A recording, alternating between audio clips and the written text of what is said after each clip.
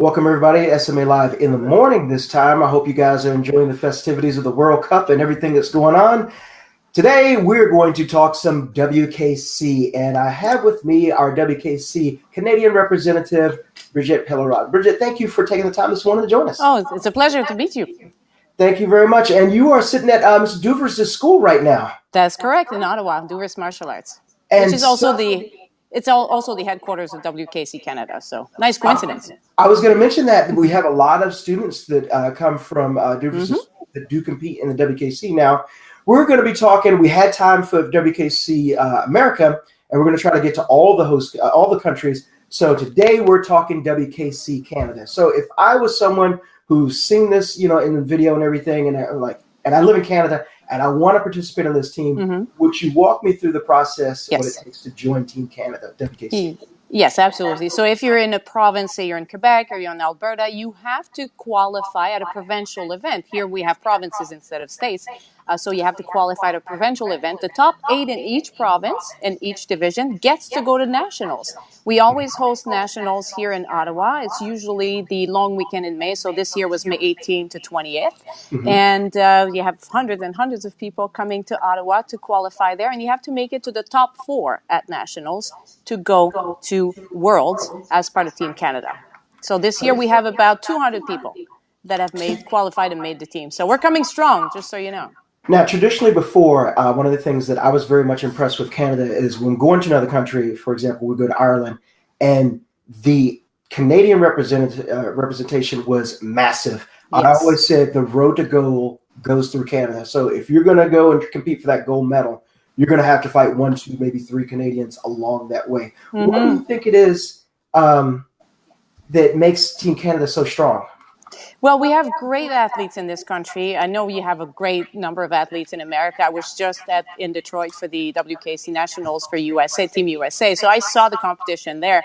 But I'll tell you what, Mallory, we have some athletes here that have a lot of heart. I've just recently met a number of them from Newfoundland, where they don't really have a lot of schools. They don't really have a lot of coaches, but they work so hard, Mallory, that, they are getting so much better. And you watch out, Dublin, because some of our people from Newfoundland will be doing very well there.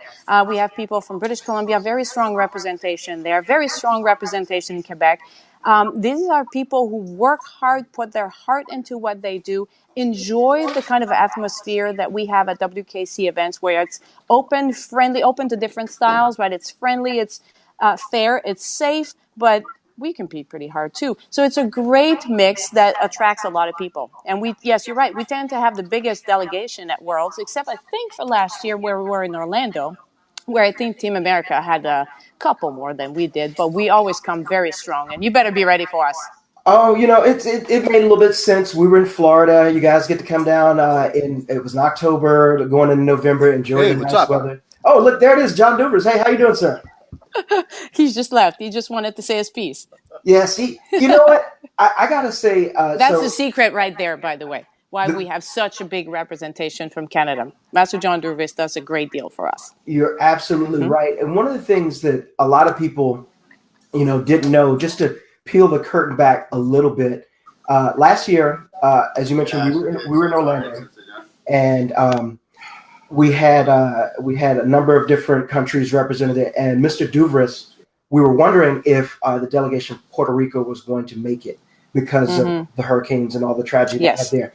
It wasn't widespread, but it definitely deserves to be mentioned that those people from that country that could make it, they let them compete for free. They let them run, and that is just class act right there. You had a great tragedy. You had, that team was decimated. Only half or a quarter could make it, but the organization as the WKC stepped up and said, for those of you that can't make it, we're going to treat you. Please enjoy. And, and they're great competitors. South America, Puerto Rico, the Latino countries are amazing competitors. Yes. That's one thing I wanted to mention about the WKC, how it really is competitor friendly in that way. Yes, and I absolutely love the relationships that we form with people from other countries. We all go there. We're all in the same business of improving ourselves, right? So it doesn't really matter what flag we wear on our uniform. We're all in the same business, and we all cheer each other on. And I've seen people helping others, buying gear for them when they came, especially from Puerto Rico, because they came in and some of them didn't have all their gear. this kind of stuff, it warms your heart. I'm all for fighting, for winning, for training hard. That's all good. But at heart, we're martial artists. We are trying to be better people. And that's wider and bigger than just being in a ring and winning a fight. There's a big difference. Yeah. I tell the kids, there's a big difference between winning a medal and being a winner. And if you behave like a winner, then one day you'll get all the medals. But first, you should always try to be a winner, to behave like one. And that means outside of the ring and inside of the ring as well. I absolutely agree. I'm showing some pictures that were probably taken by you. Yes, that's one of mine. Yes. Canadian nationals. There's Mike Bernardo, who is also part of Team WKC. That's right, with Nick Duvers. Let me ask you a quick question. To give you a small plug, you wrote a book a couple of years ago about your journey to the WKC, and I had a chance to read it. This is our first book review on SB Live, so I'll gladly mention that. But it was an amazing journey from the start to the finish, about competing in a national competition and what you and your kids went through. Give me a little peek behind the curtain about that when writing that book and talking about, and also doing that experience. This experience was in 2016, and I wrote the book with my daughter, who at the time was 10 years old, and that was her first time going to Worlds. And we wanted to just explain what the journey was, because people don't really understand what it is you do. I mean, they think karate, they think Japanese stuff, white gis, maybe black belt, but that's all they really know.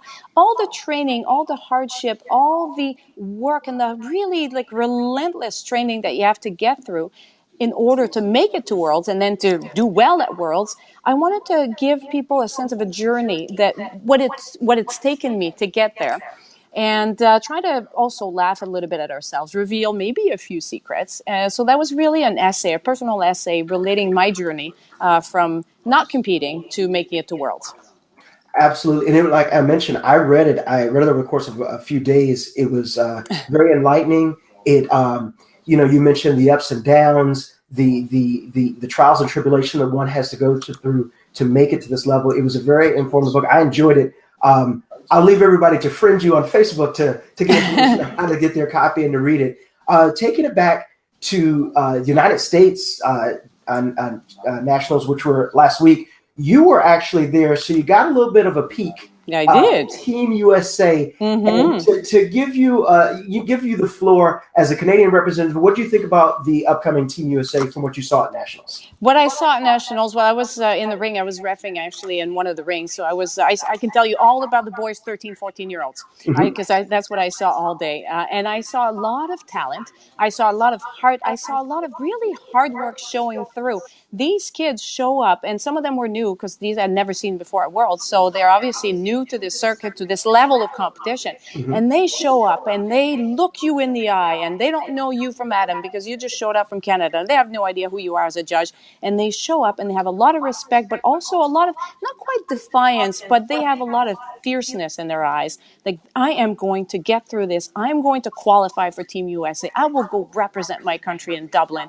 And here's all I have, and leaving it all on the mat. All the competitors that I saw that weekend in my ring and other rings, everybody left everything on the mat. And that was really something to see. It is always, just the Nationals were like that. I tell everyone, people ask me, they say, so what is it like? What is this different? I said, it steps to another level when you're representing your country, and it's much more, it's very intense. But as you mentioned, the camaraderie is there. There's a uniform trade usually at the end. Yes. They're lifelong friends. There's a quick note from Master Anthony Price, who is watching us. His wife competed last year at the Nationals. There were lots of images that I took of AP like this. He's just there watching. When you're a coach, you fight every match. That's right. When you're a competitor, you just fight that one match. Well, I do both, right? So I compete and I coach, and so I'm busy all week at Worlds because exactly I'm in every single fight in kata, right? There's a lot for us to do, and it's usually a fun week too. Well, I'm going to give you the last word for Team Canada. What do you want the world to know as we count down to Nationals, and we're going to try to get the other countries represented next? Go ahead and give us our last word for Team Canada. All right. I can tell you what the secret to the success of Team Canada is our amazing coach, Master John Duvris and Sam Gagnon. They prepare us like nobody else could. They coach us like nobody else could. We work very hard on our own. but without their direction, I'm not sure that we'd be doing so well. So no, you can't have them. We're going to keep them, and we're going to keep benefiting from their counsel, their experience, their training. They train us very hard. They make us cry sometimes a little bit. But you know what? When we get to that podium and we get those medals, they deserve that too. So I'm glad to give them that plug. That is an absolute excellent thing. I do think it's a little unfair. You gave us Bieber. You can't give us one of those guys. Sorry. That's what Canadians say, right? Yeah, sorry. I think I got it. I can speak Canadian. Sorry. There we go. Yes. That was my last word. Brigitte, thank you very much. We Thanks, look forward Mallory. to seeing everyone in Dublin, Ireland, October 27th through November 2nd. The world is going to be there. We'll be broadcasting live, and we'll be back very soon with another country up there. Au revoir, Canada. Au revoir.